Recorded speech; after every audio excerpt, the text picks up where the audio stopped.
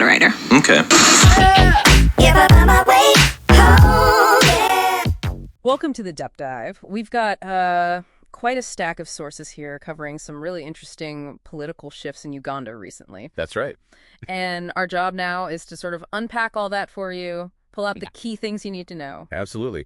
We're looking at, well, a pretty surprising public apology from the first family, some major turbulence within the DP, Uganda's oldest party. Right. And then this new regional political group popping up. Yeah, so the goal here is just to give you that clearer picture, help you understand what's really going on beneath the headlines. And it's fascinating how these different threads, spiritual appeals, party infighting, regionalism, they all seem to connect, especially with the 2026 elections on the horizon. Definitely. So where should we start? That apology seems like a big one. It really was something.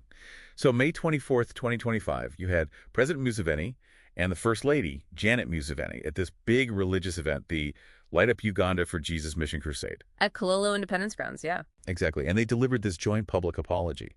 Just the setting itself, framing it spiritually, that was quite a move. So what did they actually say? Was it specific? Surprisingly so, in parts. They admitted being human, making mistakes, taking responsibility, and not just for themselves, but for their agents and representatives, too. Okay. They specifically called out laxity, negligence, and lack of diligence.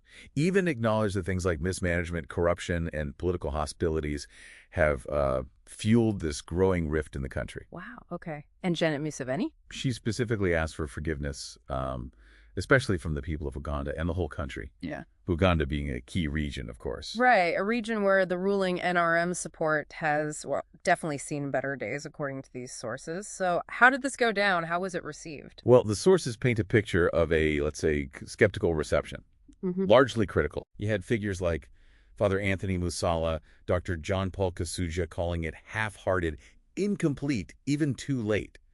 The main criticism seemed to be a lack of concrete action. No real reforms mentioned, no accountability. So just words. People wanted more. Pretty much. Some critics were demanding specifics, like confessing about trillions of money they have stolen or people's lives they have taken. Really strong stuff. Oof. Yeah. And apparently it got quite a bit of social media ridicule, though the First Lady did push back later, saying the media misrepresented them, peddling biased opinions. Okay, so the takeaway here for you listening is this really highlights that deep distrust, doesn't it? Even a spiritual apology gets viewed through a very political lens, especially heading towards 2026. Exactly. Now, moving away from the first family slightly, but staying with politics, there's this significant trouble brewing within the Democratic Party, the DP. Uganda's oldest party, right. They signed some kind of deal with the ruling NRM. That's the one. Back in July 2022, they signed a cooperation agreement.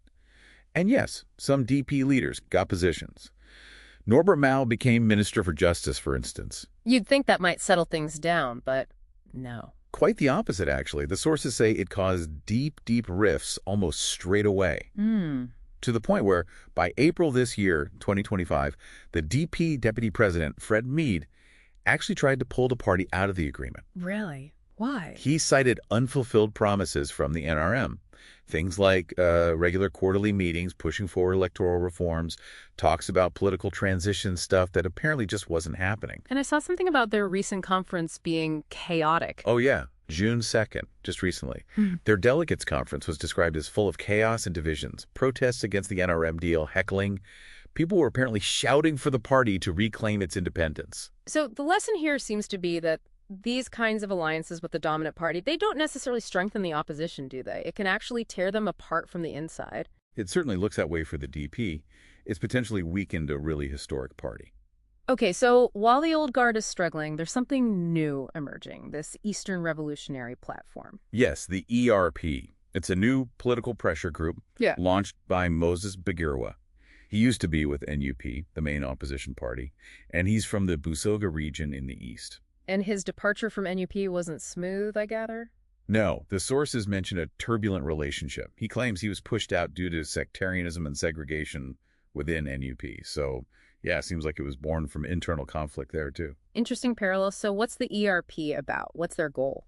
Their slogan is Eastern First.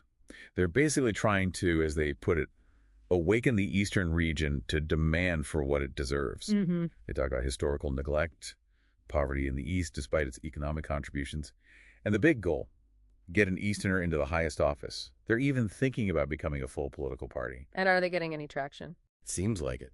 Sources say it's drawing people from different parties, NUP, FDC, even some from the NRM.